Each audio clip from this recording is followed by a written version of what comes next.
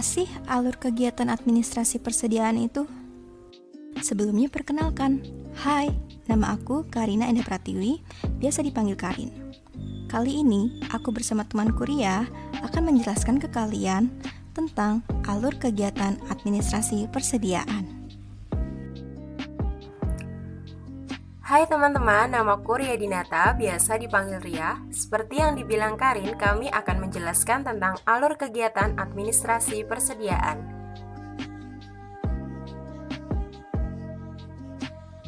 Alur kegiatan administrasi persediaan antara lain meliputi pembelian barang, menerima barang, menyimpan barang, mengeluarkan barang, mencatat mutasi barang, dan mencatat laporan persediaan di gudang.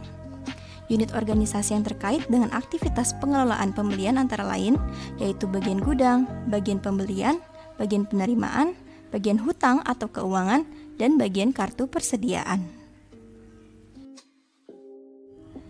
Nah, di sini kita akan membahas lebih lanjut mengenai alur bagian hutang atau keuangan. Di bagian hutang atau keuangan ini akan mengurusi kegiatan pengadministrasian hutang atau keuangan, pengecekan, dan pengarsipan dokumen-dokumen yang terkait dengan terjadinya mutasi hutang atau keuangan. Sebagian besar tugasnya itu sendiri meliputi penerimaan tembusan dokumen, melakukan pengecekan faktur, dan bukti lain dari proses penerimaan barang, serta membuat bukti pengeluaran kas dan menginput transaksi. Yuk kita bahas apa saja sih alur kegiatan dari bagian hutang atau keuangan ini. Alur yang pertama yaitu menerima surat order pembelian dari bagian pembelian. Bagian hutang atau keuangan menerima surat order pembelian dari bagian pembelian mengenai apa saja yang dibutuhkan oleh bagian produksi. Surat order ini digunakan untuk arsip bagian keuangan.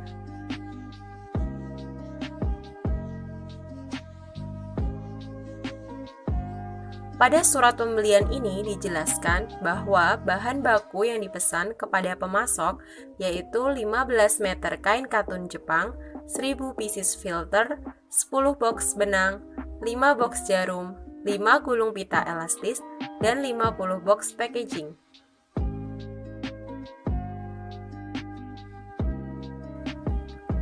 Alur yang kedua yaitu menerima faktur dari pemasok melalui bagian pembelian untuk jadwal pembayaran. Bagian keuangan menerima faktur atau invoice dari pemasok melalui bagian pembelian. Pada pembelian ini, total pembayaran sejumlah Rp11.675.000 dengan 20% dari total jumlah pembelian sebesar Rp2.335.000 dibayarkan di muka melalui bank, serta sisa dari total jumlah pembelian akan dibayarkan setelah penerimaan produk pesanan. Alur yang ketiga, menerima laporan penerimaan barang dari bagian penerimaan. Bagian hutang atau keuangan akan menerima laporan penerimaan barang apabila bagian penerimaan telah memeriksa kuantitas dan kualitas serta kecocokan barang yang diorder. Dari laporan penerimaan barang dengan nomor pembelian 021, pengirim dari PT ABT Makmur, bagian penerimaan barang telah menyatakan bahwa barang-barang tersebut seperti kain katun Jepang, filter, benang, jarum, pita, dan packaging seluruhnya dalam kondisi baik.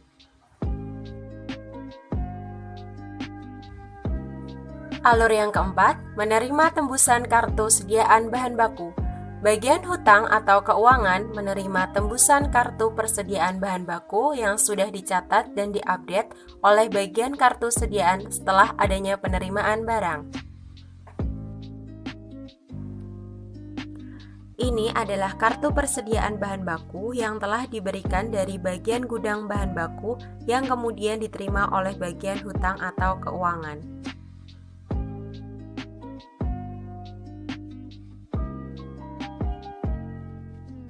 Alur yang kelima, menerima data kecocokan faktur dari pemasok dengan laporan penerimaan barang dan surat order pembelian yang bersangkutan.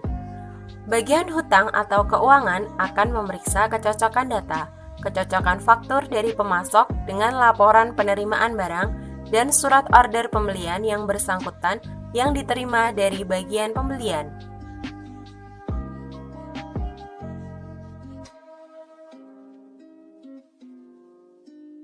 Pada kartu sediaan ini yang telah diupdate dari laporan penerimaan barang bahwa stok terakhir seperti yang sudah dituliskan pada laporan stok barang di samping.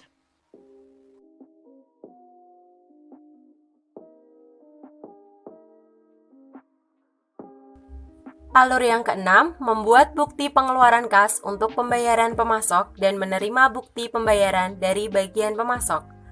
Bagian hutang atau keuangan membuat bukti pengeluaran kas berdasarkan apa saja yang telah dibeli dari bagian pembelian untuk pembayaran pemasok dan menerima bukti dari bagian tersebut. Bukti pengeluaran kas ini berdasarkan dari bagian pembelian apa saja kebutuhan ABTA Mas untuk diserahkan ke pembayaran pemasok dan mendapatkan bukti dari bagian tersebut. Alur ketujuh, mencatat transaksi yang terjadi pada sistem dan mengarsipkan bukti pengeluaran kas beserta faktur, laporan penerimaan barang, dan surat order pembelian yang bersangkutan. Bagian hutang atau keuangan akan mencatat semua transaksi yang terjadi pada sistem dan mengarsipkan dokumen tersebut sesuai dengan urutan tanggal. Tanggal terbaru diletakkan di urutan paling atas. Alur ke-8, menerima tembusan kartu sediaan bahan baku yang telah diupdate berdasarkan surat pengeluaran bahan baku. Bagian hutang atau keuangan akan menerima tembusan kartu sediaan bahan baku yang telah diupdate berdasarkan surat pengeluaran bahan baku yang telah dikeluarkan. Alur ke-9, menerima kartu sediaan barang jadi untuk perhitungan HPP. Bagian hutang atau keuangan akan menerima tembusan kartu sediaan barang jadi yang telah diupdate dari bagian kartu sediaan dan gudang barang jadi berdasarkan hasil produksi yang telah dicek quality control-nya di bagian barang jadi. Dan setelah itu dilakukan perhitungan HPP. Untuk perhitungan HPP dan diupdate pada laporan laba rugi, pada kartu sediaan ini dituliskan bahwa stok barang jadi sebelumnya 40 unit, kemudian menerima persediaan barang jadi dari bagian produksi sebanyak 215 unit dan telah diupdate sehingga persediaan barang jadi di gudang menjadi 2.800 unit.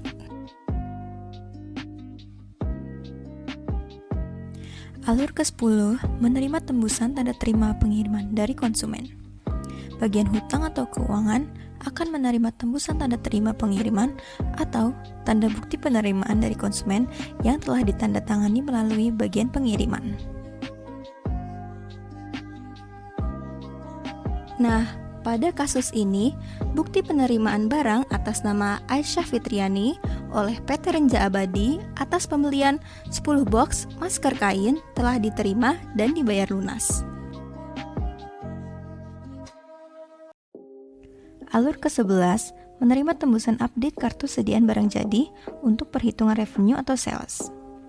Bagian hutang atau keuangan menerima tembusan update kartu sediaan barang jadi. Hal ini digunakan untuk perhitungan revenue atau sales. Revenue adalah uang yang diterima pemilik usaha atas terjualnya produk atau jasa yang ditawarkan kepada pelanggan.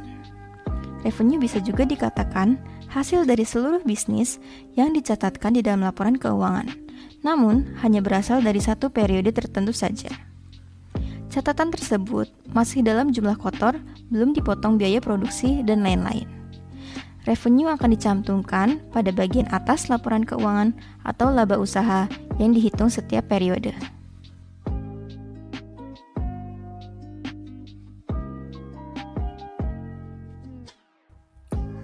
Nah, itu semua adalah alur kegiatan administrasi persediaan pada bagian hutang atau keuangan. Terima kasih sudah menonton video kami. Semoga bermanfaat untuk kita semua. See you.